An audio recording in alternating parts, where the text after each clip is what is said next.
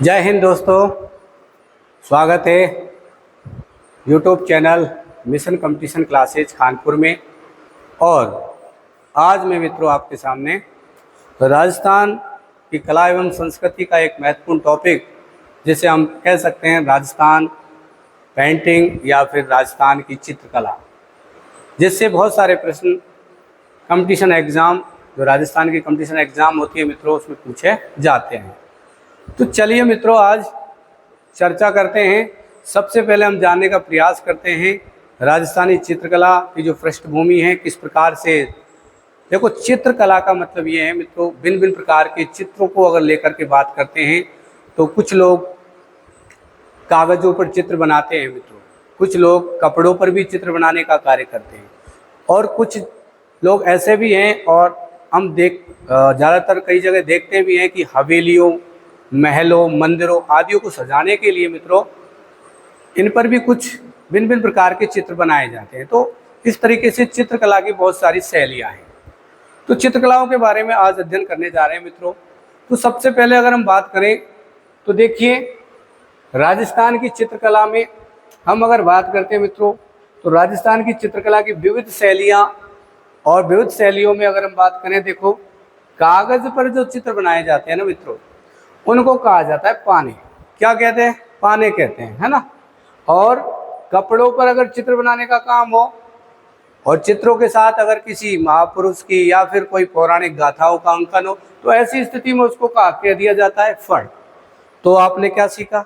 देखिए, कागज़ पर चित्र बनाए जाए तो क्या कहेंगे मित्रों? पाने, ठीक है। और कपड़े पर अगर चित्र बनाए जाए तो उसे कहा जाता है फड़। ओके मित्रों।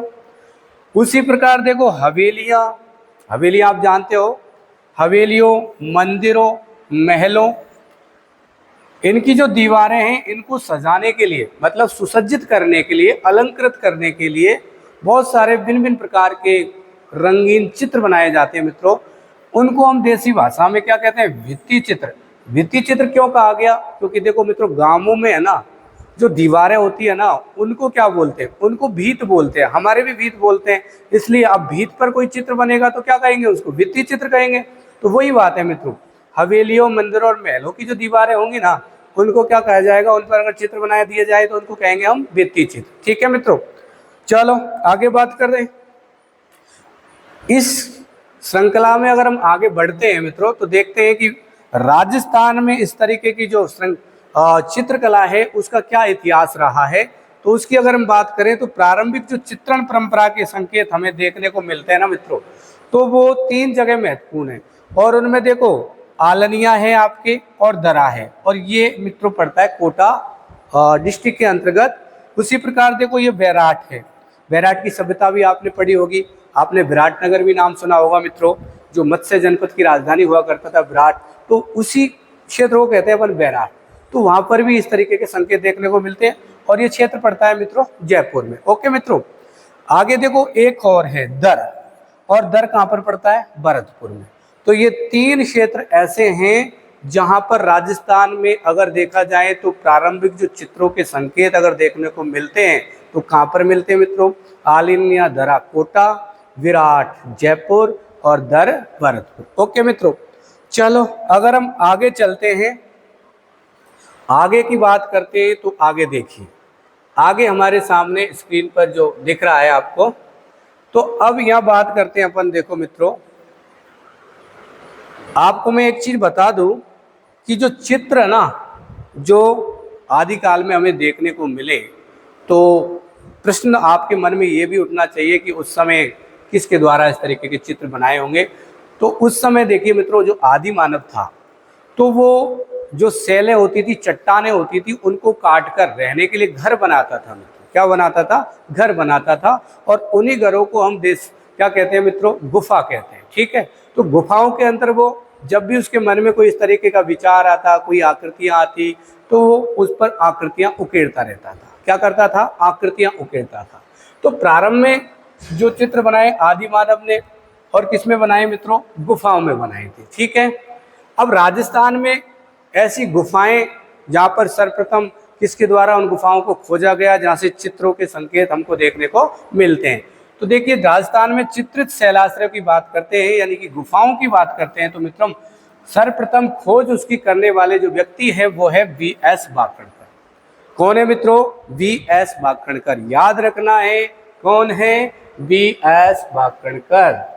ये वो व्यक्ति है जिसके द्वारा राजस्थान में सर्वप्रथम शैलाश्रय यानी वो गुफाएं, उन गुफाओं की खोज की जहाँ पर भिन्न भिन्न प्रकार के चित्र आदि मानव के द्वारा बनाए गए। और वो ये काम जो उसने किया है मित्रों 1953। अब वो स्थान कौन से हैं, उन स्थानों के बारे में बातचीत कर लेते हैं कि वी.एस. बाखड़कर के द्वारा वो कौन से स्थान जहाँ से इस तरीके की गुफाएं खोजी गई, जहाँ से कुछ चित्रकला के थोड़े बहुत संकेत हमको देखने को मिलते हैं। तो वो देखो चंबल घाटी, चंबल नदी की जो घाटी का क्षेत्र है और जो दरा जो क्षेत्र है वहाँ पर कोटा में अगर देखा जाए तो ये क्षेत्र। दूसरा काली सिंध घाटी का क्षेत्र जो झालावाड़ डिस्ट्रिक्ट में पड़ता है मित्रों। तीसरी अगर बात करते हैं तो अरावली, जो अरावली पर्वतमाला है उसमें जो मेनली जगह देखी जाती है मित्रों वो है माउंट आबू। तो उस क्षेत्र में इस तरीके की गुफाएं देखने को मिली।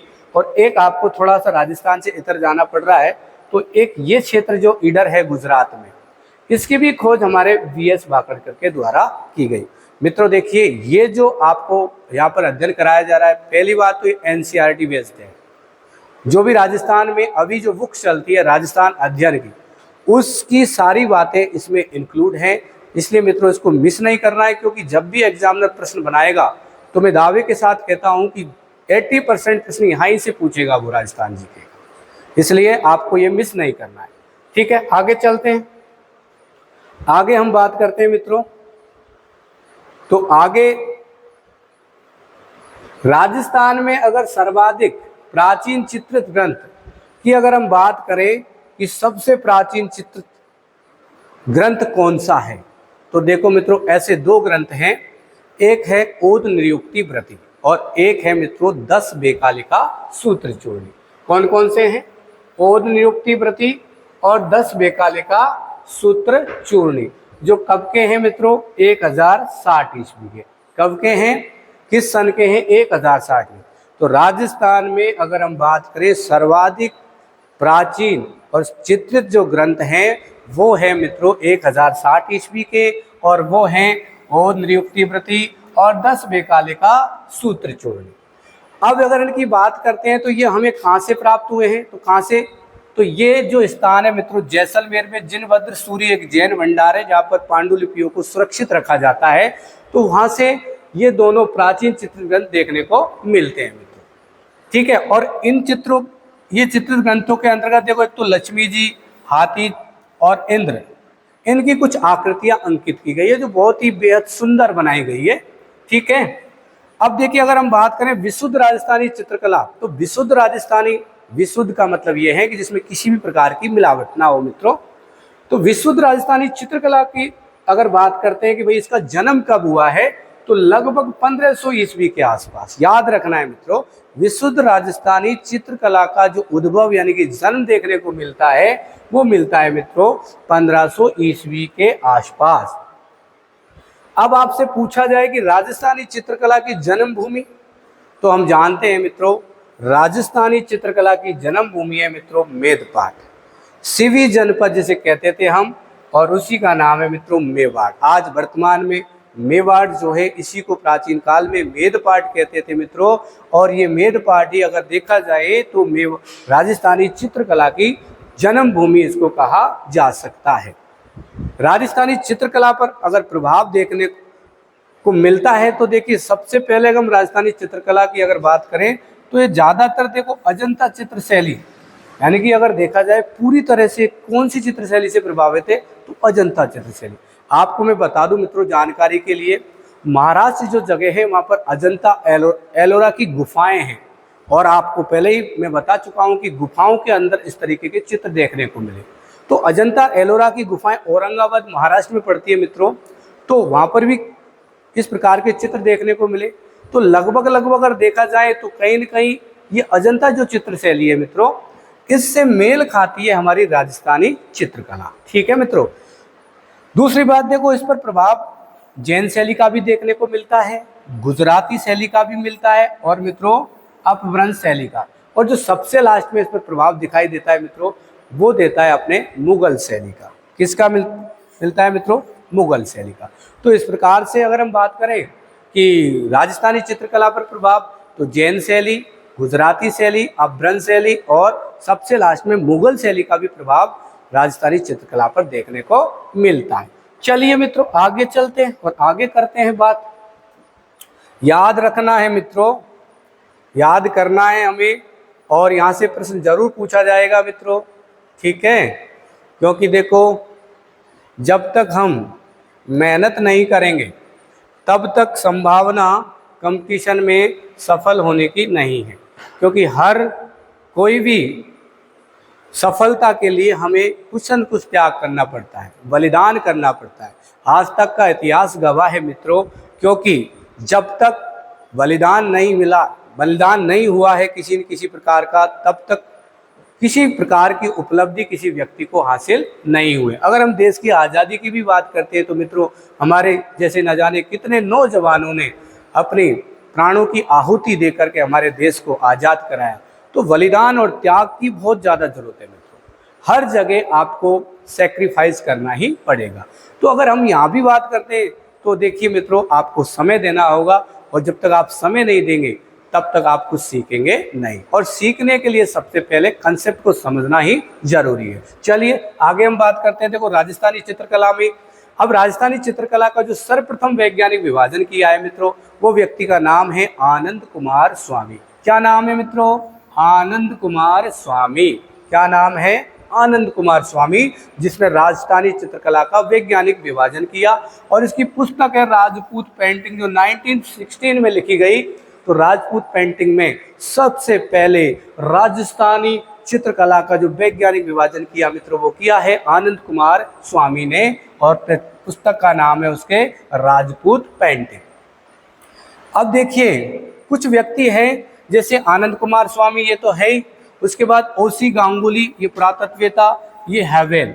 तो ये व्यक्ति जो है राजस्थानी चित्रकला को राजस्थानी चित्रकला नाम नहीं देकर के मित्रों क्या कहते हैं? राजपूत चित्रकला नाम देते हैं। क्या नाम देते हैं? राजपूत चित्रकला नाम देते हैं। क्या नाम देते हैं? राजपूत चित्रकला नाम देते हैं। ठीक है मित्रों, कौन कौन? आनंद कुमार स्वामी, ओसी गांगुली और हैवेल राजस्थानी चित्रकला को क्या नाम देते हैं? राजपूत चित्रकला। फिर भी देखिए, एक व्यक्ति और आता है जिसका नाम है W.H. ब्राउन। और W.H. ब्राउन ने अपनी पुस्तक इंडियन पेंटिंग्स में राजस्थानी चित्रकला को क्या कहा है मित्रों? राजस्थानी चित्रकला को कहा है राजपूत कला। क्या कहा है? राजपूत कला। क्या नाम दिया है मित्रों? राजपूत कला नाम दिया है। क्या नाम दिया है? राजपूत कला। और वो व्यक्ति कौन है? W.H. ब्राउन। कौन है व्यक्ति? W.H. ब्राउन। उनकी पुस्तक का नाम है इंडियन पेंटिंग्स। क्या नाम है मित्रों? Indian paintings. क्या नाम है? Indian paintings. और उसमें राजस्थानी चित्रकला को उसने क्या नाम दिया है मित्रों? राजपूत कला। क्या नाम दिया है? राजपूत कला। ठीक है। जबकि ओसी गांगुली और आनंद कुमार स्वामी और हैवेल क्या नाम देते हैं मित्रों? वो नाम देते हैं राजपूत चित्रकला। क्या नाम देते हैं? राजपूत चित्रकला। जबकि W.H. ब्राउन क्या नाम देता है मित्रों? राजपूत कला। इन सभी के मित्रों, इन सभी के जो मत थे उन सबको नकारा है। किसने नकारा है मित्रों? वो नकारने वाले व्यक्ति हैं, देखिए, वो नकारने वाले व्यक्ति हैं मित्रों राय कृष्णदास। कौन है मित्रों? राय कृष्णदास। कौन है? राय कृष्णदास। इस राय कृष्णदास ने इन सभी मतों का खंडन किया और इसको जो नाम दिया वो दिया मित्रों राजस्थानी चित्रकला। क्या नाम दिया मित्रों? राजस्थानी चित्रकला। ठीक है मित्रों, ये एक तरीके से हमने देखा जो हमारे चित्रकला की जो पृष्ठभूमि थी उसके बारे में हमने जाना। और इसी प्रकार के वीडियो मित्रों हम आपके सामने लाते रहेंगे, इसलिए हमारे साथ बने रहे। चैनल को सब्सक्राइब करें, लाइक करें, शेयर करें। Thank you. जय हिंद, जय भारत।